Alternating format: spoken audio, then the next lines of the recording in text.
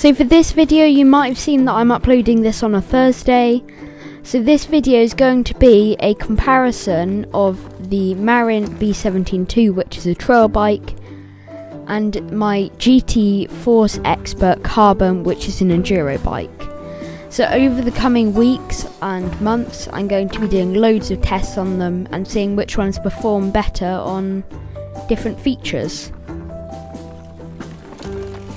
So I'm now just going to show you a few of the things that I'm going to be doing, but there's going to be loads more coming, so stay tuned. You definitely want your suspension quite soft.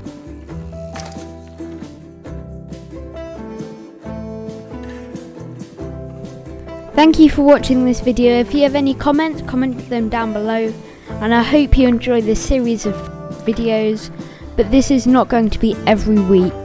I'm going to be doing them every other or maybe even more or less.